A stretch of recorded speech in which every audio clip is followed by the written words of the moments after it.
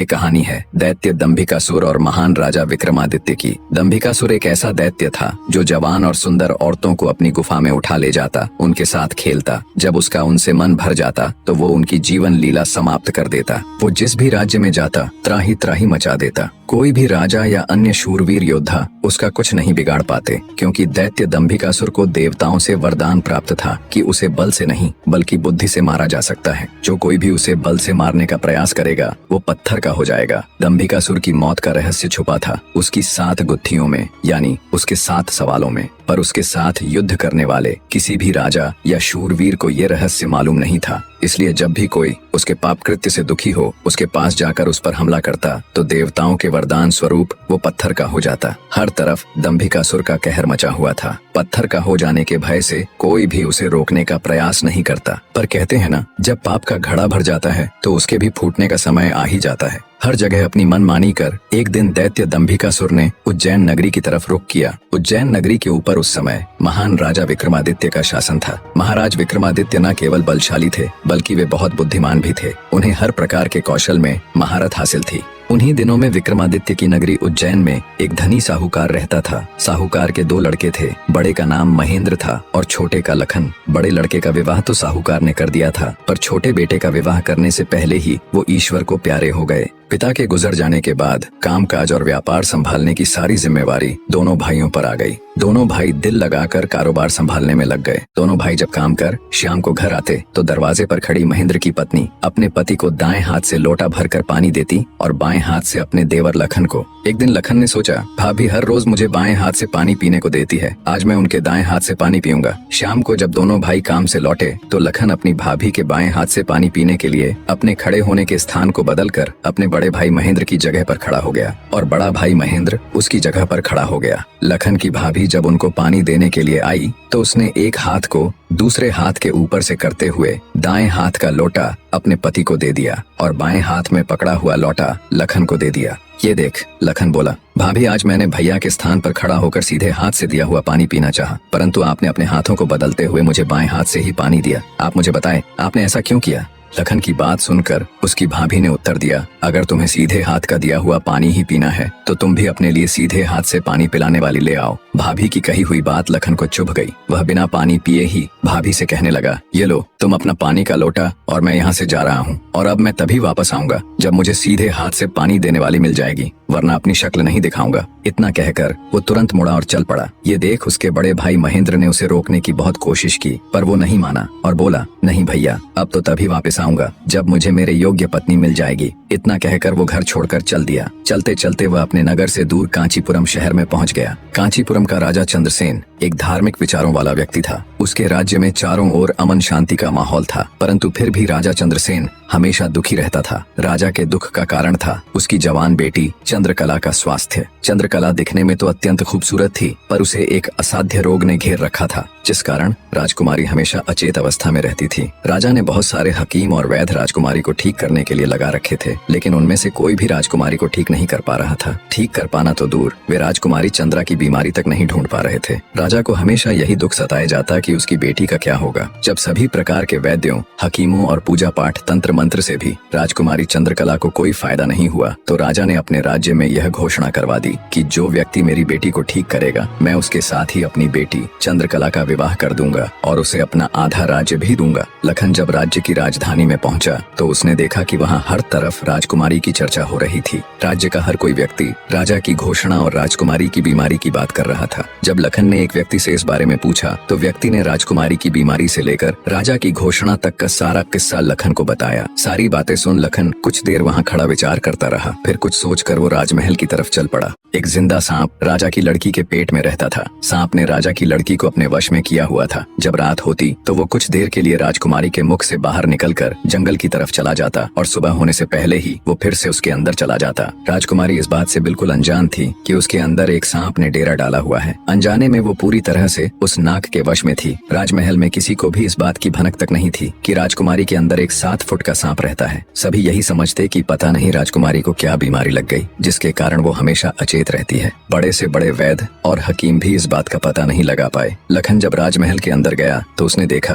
कि वहाँ पर बहुत सारे वैद्य और हकीम राजकुमारी को ठीक करने के लिए लगे हुए हैं। एक कोने में खड़े होकर चुपचाप लखन ये सारा माजरा देखने लगा। जब शाम का समय हुआ तो सभी हकीम और वैद्य धीरे धीरे करके वहाँ से चले गए। तब लखन राजा के मंत्री के पास गया और बोला, मंत्री महोदय, सभी अपना प्रयास कर चुके हैं, अब एक मौका मुझे भी दिया जाए। लखन की बात सुन मंत्री उसे अपने साथ ले राजा के पास जाता है और लखन का प्रस्ताव राजा के सामने रखता है। बेचारा हर तरफ से निराश हो चुका राजा एक बार अनमने ढंग से लखन की तरफ देखता है, फिर दुखी मन से कहता है, बताओ तुम मेरी बेटी का इलाज किस प्रकार करोगे। लखन राजा को प्रणाम कर बोला, महाराज, मुझे एक रात अपनी बेटी के साथ ठहरने की इजाजत दीजिए, तभी मैं किसी नतीजे पर पहुंच सकूंगा। एक बात और महाराज, मैं बिल्कुल एकांत में राजकुमारी के साथ रहना चाहता हूँ, तभी मैं अच्छे से ध्यान लगाकर राजकुमारी जी की बीमारी का पता लगा पाऊंगा। लखन की आत्मविश्वास भरी बातों से राजा के मन में हल्की सी उम्मीद जागी। उसने लखन को रात में राजकुमारी के साथ एकांत में रुकने की इजाजत दे दी। राजा की इजाजत मिलते ही लखन राजकुमारी के कक्ष में गया और उससे कुछ दूर एकदम चुपचाप बैठकर उसे देखने लगा। जैसे ही रात के 12 बजे का समय हुआ तो अचेत अवस्था में पड़ी हुई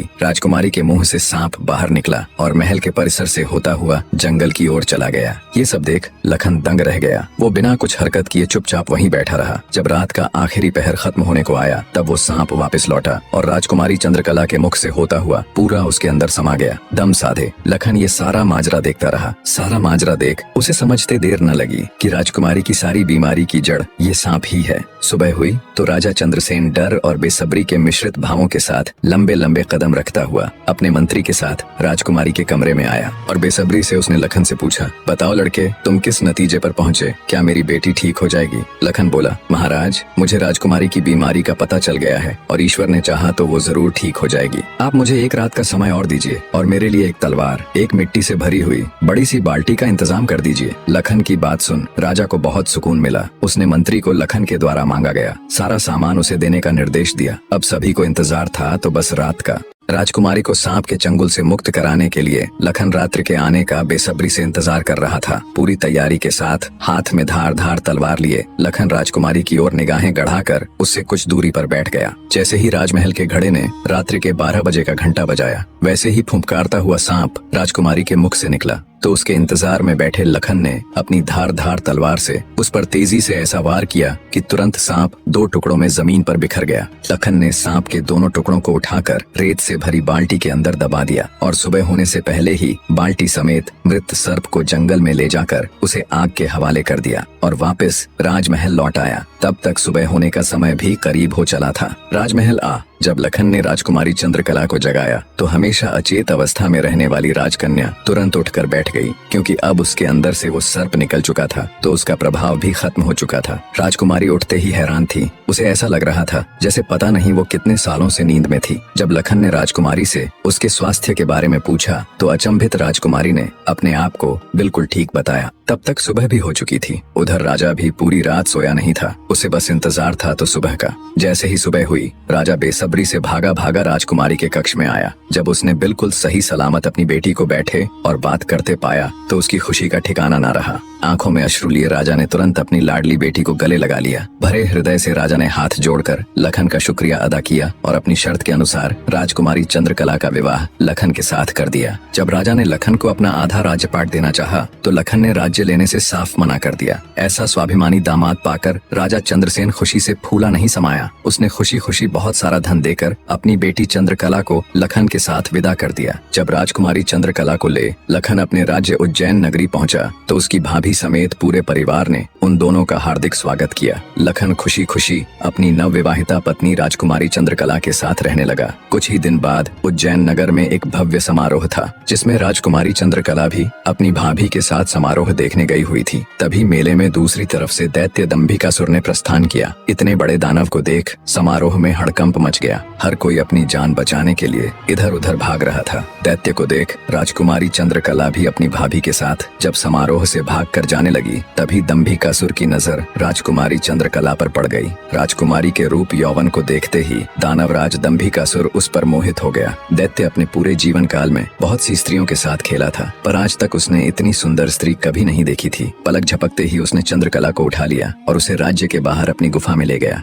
राजकुमारी चंद्रकला का रो रो कर बुरा हाल था। उस बेचारी की तो किस्मत ही खोटी थी। कितने सालों तक वो उस नाग के चंगुल में फंसी रही। कुछ ही दिन पहले नाग से आजाद हुई थी। सोचा अब जिंदगी अच्छे से गुजरेगी, पर अब दैत्य दंभिकासुर ने उसे अपनी गुफा में ला पटका। न तो उसके आंसू रुकने का नाम ले रहे थे और न वो किस्मत को कोसने से। उसकी मनमोहक सुंदरता से अभिभूत दैत्य ने उसके साथ किसी प्रकार का बल प्रयोग नहीं किया। वह उस अद्भुत नारी को जबरदस्ती नहीं बल्कि उसकी सहमति से प्राप्त करना चाहता था। दंभिकासुर ने राजकुमारी से कहा, या तो तू अपनी मर्जी से मेरे साथ रहने के लिए सहमत हो जा, अन्यथा आजीवन तू ऐसे ही मेरी कैद में सड़ती रहेगी। दैत्य की बात सुन राजकुमारी चंद्रकला गुस्से से रोती हुई बोली, मैं तुम्हारे साथ रहने से पहले मरना पसंद करूंगी, और अगर तुम ये सोचते हो कि तुम मुझे यहाँ उठा लाए तो मैं तुम्हारी हो गई तो ये तुम्हारी सबसे बड़ी भूल है। मेरा पति मुझे ढूंढते हुए यहाँ जरूर आएगा और वो तुझे छोड़ेगा नहीं। राजकुमारी की बात सुन दंभिकासुर घिनौनी हंसी हंसते हुए बोला, लगता है तुम पागल हो गई हो। मैंने तुम्हें यहाँ 7 तालों के भीतर बंद किया है। यहाँ तक किसी का भी पहुँचना असंभव है, और अगर गलती से कोई यहाँ तुझे ढूंढता हुआ आ भी गया तो मैं उसे एक कीड़े की तरह मसल दूंगा।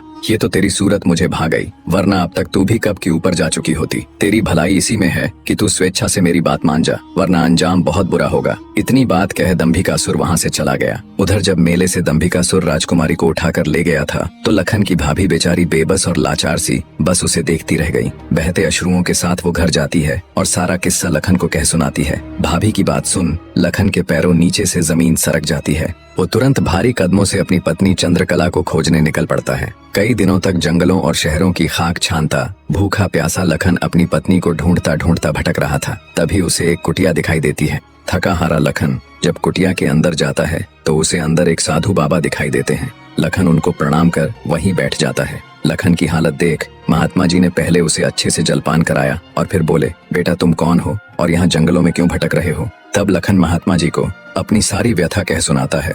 लखन की सारी दास्तान सुन महात्मा जी बोले, बेटा तुम जिस राक्षस की बात कर रहे हो उसका नाम दैत्य दंभिकासुर है। वो जहाँ भी जाता है तबाही मचा देता है। आज तक उसे कोई भी परास्त नहीं कर पाया। जिसने भी उससे मुकाबला करने की कोशिश की वो पत्थर का बन गया। इसलिए मेरी सलाह मानो और वापस अपने घर लौट जाओ, इसी में तुम्हारी भलाई है। उसके पीछे जाकर क्यों अपने प्राण गंवाते हो। साधु की बात सुन क्षण भर के लिए लखन सन्न रह जाता है। थोड़ी देर बाद धड़कते दिल के साथ उठकर वो महात्मा जी के चरण पकड़ लेता है। उसकी आंखों में डर और साहस के मिश्रित भाव थे। अपनी पत्नी को याद कर लखन ने आंखों में आंसू भरकर कहा, नहीं महाराज, मैं ऐसा कदापि नहीं कर सकता। मेरी पत्नी उस दैत्य के चंगुल में है और उसे छुड़ाने के लिए मैं कुछ भी कर सकता हूँ। हे साधु बाबा, अब आप ही मेरी आखिरी उम्मीद हैं। घर तो मैं नहीं जाऊंगा, चाहे मेरे प्राण ही क्यों न चले जाएं। लखन की बात सुन साधु महाराज ने गहरी सांस ली और कुछ पल सोचने के बाद कहा, देख लो बेटा, मैं एक बार फिर कह रहा हूँ, उस दैत्य के सामने तुम्हारे बचने की संभावना बहुत कम है। लखन बोला, महाराज मुझे मेरे प्राणों की जरा सी भी फिक्र नहीं है, आप तो बस मुझे उस तक पहुंचने का मार्ग बताएं कृपया। लखन के दृढ़ निश्चय को देख महात्मा जी ने फैसला किया कि वे उसकी मदद करेंगे। गहरी सांस लेते हुए वे बोले, तो सुनो बेटा, दैत्य दंभिकासुर कोई साधारण राक्षस नहीं है। उसने सालों तपस्या करके देवताओं को प्रसन्न कर उनसे वरदान प्राप्त किया है कि जो कोई भी प्राणी उस पर हमला करेगा तो वह तुरंत पत्थर का बन जाएगा। उसे पराजित करने का सिर्फ एक ही उपाय है, वो है उसकी 7 गुत्थियों को हल करना, यानी उसके 7 प्रश्नों के सही जवाब देना। अगर तुम्हारे एक भी जवाब से वो संतुष्ट नहीं हुआ, अर्थात तुमने गलत जवाब दिया, तो भी तुम तुरंत पत्थर के बन जाओगे। उसके हर एक सवाल के हर सही जवाब के साथ उसकी शक्ति कम होती चली जाएगी और उसके सभी 7 प्रश्नों का ठीक ठीक जवाब देने पर अंततः वो शक्तिहीन हो जाएगा। फिर तुम उसके ऊपर आक्रमण कर उसे पराजित कर सकते हो। पर बेटा, वो बिना शक्तियों के भी बहुत बलशाली है, तुम फिर भी उसका मुकाबला नहीं कर पाओगे। महात्मा जी की बात सुन और दैत्य दंभिकासुर को पराजित करने का पूरा उपाय जान। डर की लहर के साथ लखन का पूरा शरीर झंझना जाता है, पर फिर वो अपनी पत्नी को याद कर दैत्य दंभिकासुर के पास जाने का निर्णय लेता है। लखन ने महात्मा जी के चरण छूकर कहा, महाराज मैं तैयार हूँ, कृपया मुझे उस दैत्य के पास जाने का मार्ग बताएं। महात्मा जी ने लखन को आशीर्वाद देते हुए दैत्य दंभिकासुर की गुफा का रास्ता बता दिया। दृढ़ निश्चय कर एक अदम्य जोश के साथ लखन दंभिकासुर की गुफा की ओर चल पड़ता है। कुछ देर तक कठिन यात्रा करने के बाद लखन उस भयानक गुफा के द्वार पर पहुंच जाता है। वह अपनी तलवार निकालकर गर्जना करता है, दंभिकासुर बाहर आ और मेरा सामना कर। लखन की ललकार सुनकर दंभिकासुर दंभिकासुर गुफा से बाहर आता है और क्रोध में दहाड़ता है, कौन मूर्ख है जो मेरी शांति को भंग कर रहा है। भारी भरकम विशालकाय दानव को देख लखन के पूरे शरीर में सिरहन दौड़ गई। हिम्मत जुटाते हुए लखन बोला, हे दुष्ट राक्षस, मैं उस स्त्री का पति हूँ जिसे तू बलपूर्वक उठाकर लाया है। पूछ तेरे वो 7 सवाल, मैं जवाब देने के लिए तैयार हूँ। सवालों की बात सुन दंभिकासुर चौंक गया, फिर कुछ सोचकर बोला, ओ तो तू उस धूर्त साधु से मिलकर आया है, उसी ने तुझे मेरे रहस्य का पता बताया है। पर अब क्या फायदा, मैं तेरी फूल सी पत्नी को तो कच्चा ही निगल गया हूँ। क्या स्वादिष्ट मांस था उसका। दैत्य दंभिकासुर का इतना कहना था कि लखन अपना आपा खो बैठा और आगे बढ़कर पूरी ताकत के साथ तलवार से दैत्य पर वार किया। लेकिन जैसे ही उसकी तलवार दैत्य को छूती है, देवताओं के वरदान के कारण वो भी तुरंत पत्थर का बन जाता है। दैत्य दंभिकासुर छल कपट से झूठ बोलकर पत्थर का बना देता है। लखन के पत्थर का बनते ही दैत्य दंभिकासुर जोर जोर से शैतानी हंसी हंसता है। बड़ा आया था मेरी 7 गुत्थियों को सुलझाने वाला। उसकी शैतानी हंसी से सारी वादियां दहल उठती हैं। घिनौनी हंसी हंसता हुआ दंभिकासुर अपनी गुफा में जाता है और राजकुमारी चंद्रकला से कहता है, एक कीड़ा आया था बाहर, कह रहा था तुम्हारा पति है। तुम तो बड़े बड़े दावे कर रही थी कि मेरे पति को जब मालूम चलेगा तो वो मुझे छोड़ेगा नहीं। अरे उसे मसलने के लिए तो मुझे अपने हाथों की भी जरूरत नहीं पड़ी। एक छोटे से झूठ से ही विचलित हो मिट्टी में मिल गया। इतना कह दानव जोर जोर से हंसता है। दंभिकासुर की बात सुन राजकुमारी चंद्रकला एकदम सन्न रह जाती है, मानो उसके शरीर में प्राण ही न हो। कुछ देर बाद जब थोड़ा होश संभाला तो रोती गिड़गिड़ाती हुई राजकुमारी बोली, दुष्ट दानव, क्या किया तूने मेरे पति के साथ। ऐसा नहीं हो सकता, मेरा पति नहीं मर सकता। कह दे कि तूने मुझसे झूठ कहा है। राजकुमारी चंद्रकला की बात सुन दंभिकासुर बोला, मूर्ख स्त्री, तूने मुझे समझ क्या रखा है कि तेरा वो कीड़ा पति मुझे मारेगा। अरे पागल औरत, मैं अमर हूँ, मेरा कोई कुछ नहीं बिगाड़ सकता। मुझे देवताओं से वरदान मिला है। इतना कह दंभिकासुर राजकुमारी के बिल्कुल पास जाकर बोला, अब तो तेरा पति भी नहीं रहा, अब तो मेरी बात मान ले। दानव की बात का कोई प्रतिवचन दिए बिना बेचारी राजकुमारी बेजान सी धरती पर गिर पड़ती है। उसकी आंखों से लगातार अश्रु बह रहे थे। उधर जब अपनी पत्नी को खोजने गया लखन कई दिनों तक घर नहीं लौटा तो उसके परिवार वाले अत्यंत चिंतित थे। लखन की माँ और उसकी भाभी का तो रो रो कर बुरा हाल था। लखन का बड़ा भाई महेंद्र भी गहरी चिंता में था। अंततः कुछ भी न सूझने पर महेंद्र अपने अनुज भाई लखन को खुद ढूंढने का निश्चय कर अपनी माता व पत्नी से आज्ञा ले घर से चल पड़ता है। बड़ा भाई महेंद्र लखन की खोज में जंगल में भटकते हुए उसी साधु की कुटिया पर जा पहुंचा। उसने महात्मा जी को प्रणाम किया और थोड़ी देर सुस्ताने के लिए वहीं साधु की कुटिया के बाहर बैठ गया। महेंद्र को देख महात्मा जी ने उससे पूछा, हे वत्स, तुम इस निर्जन जंगल में क्यों भटक रहे हो। तो महेंद्र ने शुरू से अंत तक सारा वृत्तांत महात्मा जी को सुनाया। सारा वृत्तांत सुन महात्मा जी के चेहरे पर चिंता की लकीरें उभर आईं। उन्हें इस प्रकार विचार मग्न देख महेंद्र ने पूछा, हे महाराज, मेरी बात सुनकर आप किन विचारों में खो गए और आपके चेहरे पर ये चिंता की लकीरें मैं साफ देख सकता हूँ। इसका क्या कारण है गुरुजी। महात्मा जी ने गंभीर स्वर में कहा, हे वत्स, मैं तेरे भाई लखन को जानता हूँ। वह भी मेरे पास आया था और उसने मुझे सारा वृत्तांत सुनाया था कि कैसे वह राक्षस उसकी पत्नी को उठा ले गया। महात्मा जी की बात सुनकर महेंद्र एकदम स्तब्ध रह गया। उसकी आंखों में आश्चर्य और चिंता के भाव उभर आए। महेंद्र बोला, तो कहाँ है मेरा अनुज महाराज, वो ठीक तो है, वो घर क्यों नहीं लौट रहा। हे महाराज, कृपया जल्दी से मुझे बताएं, मुझसे सब्र नहीं हो रहा। जब महेंद्र अपने छोटे भाई लखन के बारे में साधु महाराज से पूछता है तो साधु जी लखन के उनके पास आने से लेकर दैत्य दंभिकासुर के पास जाने तक का सारा वृतांत कह सुनाते हैं। सारी बात सुन महेंद्र महात्मा जी के चरण पकड़ लेता है और कहता है, हे साधु महाराज, आप तो सर्वज्ञानी हैं। जब आपको दैत्य दंभिकासुर के रहस्य के बारे में पता था तो अवश्य आप ये भी जानते होंगे कि लखन का यहाँ से जाने के बाद क्या हुआ। हे महाराज, कृपया मुझे बताए कि आगे क्या हुआ। तब साधु बाबा गंभीर स्वर में बोले, हे वत्स, आगे वही हुआ जिसका मुझे पहले से ही भय था। मैंने लखन को जाने से पहले बार बार समझाया था और उसे अच्छी तरह से उस दुष्ट दानव की शक्तियों से अवगत भी करवाया था, पर उसने मेरी बात नहीं मानी और अपनी पत्नी को बचाने के लिए उस दैत्य से भिड़ गया। फलस्वरूप उस धूर्त दानव ने छल कपट से उसे भी पत्थर का बना दिया। इतना सुनते ही महेंद्र को कांटो तो खून नहीं, उसका चेहरा एकदम से पीला पड़ गया और हल्क सूख गया। कुछ दिन पहले ही तो उनके पिताजी उन्हें छोड़कर चले गए थे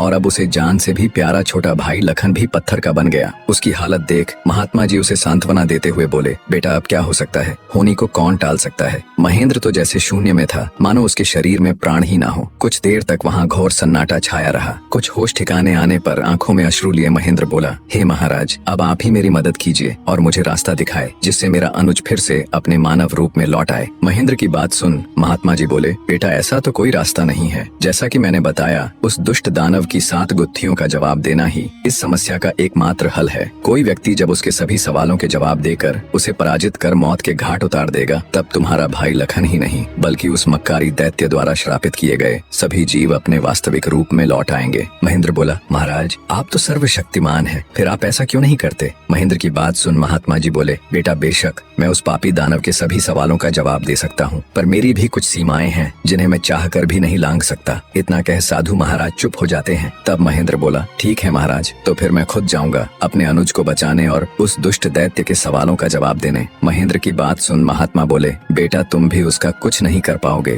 फलत अपने भाई की तरह उसके जाल में फंसकर पत्थर के बन जाओगे। फिर भी अगर तुम जाने का निश्चय कर ही चुके हो तो एक बात का ध्यान रखना, वो दुष्ट तुम्हें भटकाने की कोशिश करेगा। उसकी बातों पर कोई भी प्रतिक्रिया दिए बिना सीधे उससे बस उसके सवाल पूछना। साधु महाराज के निर्देश सुन महेंद्र जी महाराज कह साधु से विदाई लेकर दैत्य दंभिकासुर की गुफा की ओर चल देता है। कठिन यात्रा करने के पश्चात महेंद्र उस भयानक गुफा के द्वार पर पहुंच जाता है और दैत्य दंभिकासुर को पुकारता है, हे दुष्ट दानव बाहर आ, मैं आज तेरे सभी सवालों के जवाब दे तेरा काम तमाम कर दूंगा। महेंद्र की बातें जब दंभिकासुर सुनता है गुस्से से लाल पीला हो दंभिकासुर गुफा से बाहर आकर दहाड़ने लगा। अब कौन मूर्ख मेरे हाथों से मरने आया है? उसकी दहाड़ इतनी शक्तिशाली थी कि पूरा जंगल थर्रा उठा। महेंद्र ने भी जब दैत्य के विकराल रूप को देखा तो क्षण भर के लिए तो वो भी ठिठका, पर फिर गुस्से से गर्जना करते हुए बोला, तो तू है वो दुष्ट राक्षस जिसने मेरे भ्राता की धर्मपत्नी का हरण किया और मेरे अनुज को पत्थर का बना दिया। दुष्ट दानव आज तेरा अंत निश्चित है। पूछ फरेबी राक्षस, कौन से हैं तेरे वो 7 सवाल, मैं भी तो जानूं। दंभिकासुर घिनौनी हंसी हंसते हुए बोला, ओह